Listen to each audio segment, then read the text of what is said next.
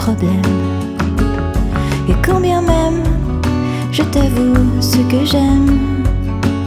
Dans la famille Biolay, on demande la sœur. Bonne pioche, Coralie Clément revient après 6 ans d'absence avec un album au charme indéniable, La Belle Affaire.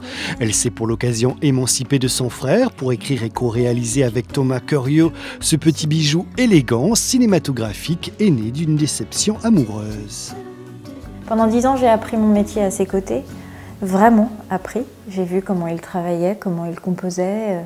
Comme c'est mon frère, c'est plus simple. On était dans l'intimité tous les deux, donc je sais exactement comment il travaille et je l'ai beaucoup observé. C'était beaucoup de travail pour lui, ces 3 premiers albums. De tout faire, de A à Z, c'est quand même énorme. Je pense qu'il était temps que je m'y mette et puis j'étais prête surtout. J'avais vraiment envie de le faire. J'avais envie de faire ce métier-là, plutôt que celui que d'interprète, quoi. J'avais envie d'écrire, de co-composer, de m'investir dans la réalisation, même si c'est pas moi qui ai réalisé, j'étais présente tout le temps. Enfin, c'était... Voilà, c'est une autre manière de travailler.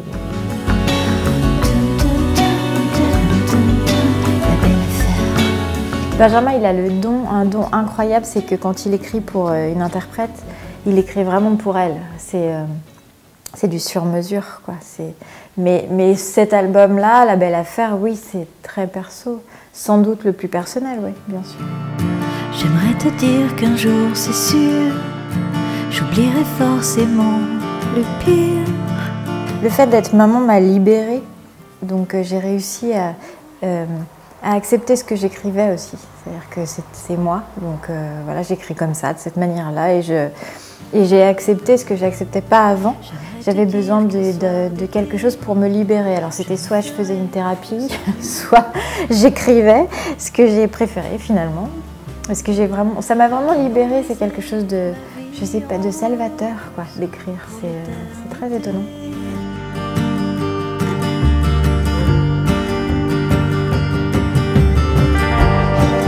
D'écrire, c'est un peu technique, mais il y a un champ lexical.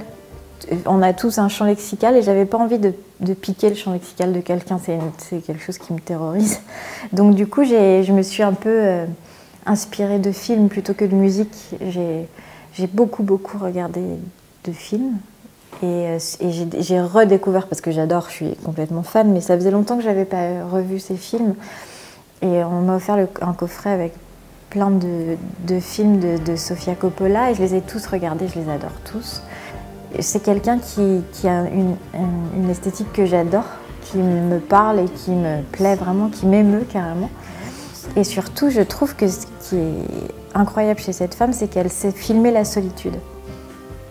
Ce qui est quelque chose qui est hyper difficile, de filmer la solitude et d'arriver à retranscrire ça. Et j'avais envie de le retranscrire dans mes chansons. Sans pour autant sombrer dans la dépression, Coralie a souhaité compenser la noirceur de ses textes par une musique légère et quelques touches exotiques. J'avais envie de faire un album un peu léger, un peu frais. Les textes sont assez durs, donc il fallait compenser. Pour moi, c'est très important. Je voulais compenser avec la musique, que ce soit une musique un peu plus légère. Et surtout, j'adore les musiques du monde, quoi. Alors, j'allais pas faire un album de musique du monde, mais du coup, il y a certains sons qu'on retrouve dans ces albums-là que Thomas a utilisés par petites touches. Adieu. Légèrement tragique, La Belle Affaire n'est pas que autobiographique, c'est pourquoi on s'y retrouve tous.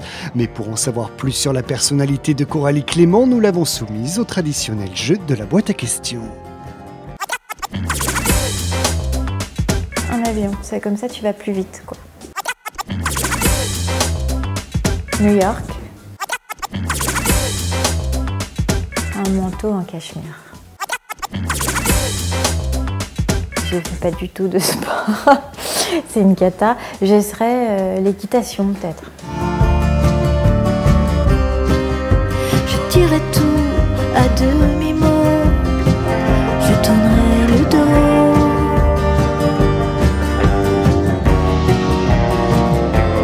Et de dos, on se fera sans doute des aveux. On se surprend à se dire